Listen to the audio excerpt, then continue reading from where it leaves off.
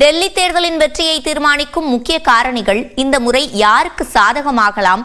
Magic வால் மூலம் விளக்குகிறார் சிறப்பு செய்தியாளர் காயத்ரி. டெல்லியினுடைய தேர்தல் முடிவுகளை மாற்றக்கூடிய சில முக்கியமான காரணிகள் கடந்த தேர்தலில் எந்த அளவுக்கு மாற்றத்தை ஏற்படுத்தியிருக்கு, இந்த தேர்தலில் என்னென்ன விஷயங்களை அது செய்யக்கூடும் அப்படிங்கிற விவரங்களை பார்க்கலாம். 2020 சட்டமன்ற தேர்தல் அடிப்படையில் நம்ம எடுத்து பார்க்கும் பொழுது சில முக்கியமான ஃபேக்டர் சொல்லப்படுகிறது. டெல்லியை பொறுத்த மட்டும் அங்கே இருக்கக்கூடிய அந்த வாக்கு சதவிகிதம் அப்படிங்கிறது காஸ்ட் பேஸ்ட் பிரிகிறது. அந்த வகையில் பார்த்தோம்னா அதிகமாக வாக்காளர்களை கொண்ட முக்கியமான சில தொகுதிகள் அப்படின்னு பார்க்கும்போது ஜுகீஸ் இன்ஃப்ளூயன்ஸ் சீட் அப்படின்னு சொல்றாங்க. அதாவது அங்க இருக்கக்கூடிய பழங்குடியினருடைய வாக்கு சதவீதம் அப்படிங்கிறது ஒட்டுமொத்தமாக இருக்கக்கூடிய மக்கள் தொகையில கிட்டத்தட்ட அது 50 சட்டமன்ற தொகுதிகளை உள்ளடக்கியதாக இருக்கிறது. குறிப்பா சொல்லணும் அப்படின்னா அங்க அந்த 18 இடங்கள் அப்படின்னு பார்க்கப்படுகிறது. சோ இது கடந்த தேர்தலில் ஆம் ஆத்மிக்கு ரொம்ப சாதகமான ஒரு விஷயமாக இந்த வாக்கு சதவீதம் அமைந்திருந்தது. இந்த முறை இதுல நிறைய ஸ்பிளிட் இருக்கும். அந்த ஸ்பிளிட் ஆனது பிஜேபிக்கு போகக்கூடும் அப்படிங்கிற ஒரு கணிப்பு இருக்கிறது. அது எந்த அளவிற்கு சாத்தியமாகும் அப்படிங்கிறதையும் நம்ம பார்க்க வேண்டியதாக இருக்கிறது.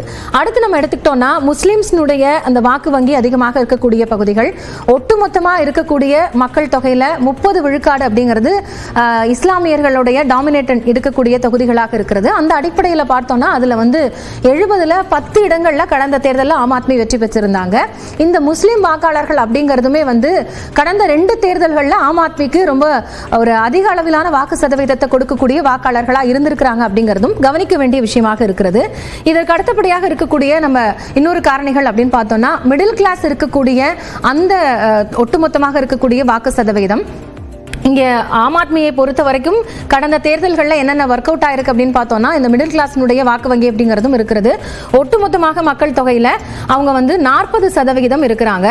ஸோ இந்த 40% அப்படிங்கிறது ரொம்ப முக்கியமான ஒரு விஷயம். அண்மையில் அறிவிக்கப்பட்டிருக்கக்கூடிய இந்த பட்ஜெட்ல டாக்ஸ் பத்தின அந்த ரிலாக்ஸேஷன் அப்படிங்கிறது ஒட்டுமொத்தமாக அந்த நடுத்தர வர்க்கத்தினுடைய வாக்கு சதவீதத்தை பிஜேபி நோக்கி தள்ளக்கூடும் அப்படிங்கிற ஒரு கணிப்பும் இருக்கிறது. ஆனா ஆம் ஆத்மி தங்களுக்கு ஒரு சாதகமான வாக்கு வங்கி இங்க இருக்கும் அப்படிங்கிறதையும் ரொம்ப நம்புறாங்க. இதுவும் கவனிக்க வேண்டிய ஒரு விஷயமாக இருக்கிறது. இதுக்கு அடுத்தபடியா நம்ம பார்த்தோம் அப்படின்னா முக்கியமான ஃபேக்டர்ஸ் அங்க இருக்கக்கூடிய சிஎம் ஃபேஸ். ஏற்கனவே கெஜ்ரிவாலோட ஒரு முகத்தை வச்சுதான் ஆம் ஆத்மி தொடர்ச்சியாக பரப்புரையில மேற்கொண்டிருந்தாங்க. ஆனா அண்மையில நடந்த அங்க டெல்லியில நடந்த அந்த மதுபான கொள்கை சிக்கல், அதுக்கப்புறமா ஆம் ஆத்மியினுடைய முதலமைச்சராக அதிஷி வந்தது. இந்த முறை ஆம் ஆத்மி வெற்றி பெற்றாலும் மீண்டும் அதிஷி தான் முதலமைச்சர் ஆவார் அப்படிங்கிறது சொல்லப்பட்டிருக்கிறது. இது எல்லாமே ஆம் ஆத்மிக்கு ஒரு பின்னடைவை கொடுக்குமா அப்படிங்கிற ஒரு கேள்விக்குறி இருக்கிறது. அதே நேரம் இங்க மறுபடியும் பிரதமர் முகத்தை முன்வைத்து வாக்கு அரசியல் எடுக்கப்படுறதுனால அது இது போன்ற தாக்கத்தை ஏற்படுத்தும் அப்படிங்கிற ஒரு முக்கியமான விஷயமும் பார்க்கப்படுகிறது. இது எல்லாவற்றையும் தாண்டி இப்ப அறிவிக்கப்பட்டிருக்கக்கூடிய தேர்தல் வாக்குறுதிகள், அந்த ஃப்ரீபீஸ் சொல்லப்படக்கூடிய தேர்தல் வாக்குறுதிகள் அப்படிங்கிறது 3 கட்சிக்குமே எது போன்ற ஒரு சாதகமான போக்கை உருவாக்கும் அப்படிங்கிற அந்த காரணியும் ஒரு முக்கியமான விஷயமாக பார்க்கப்படுகிறது. ஏன்னா கடந்த தேர்தல்களில் ஆம் ஆத்மிக்கு இது போன்ற தேர்தல் வாக்குறுதிகள் கை கொடுத்திருக்கு அப்படிங்கிறதையும் மறுக்கிறதுக்கு இல்லை.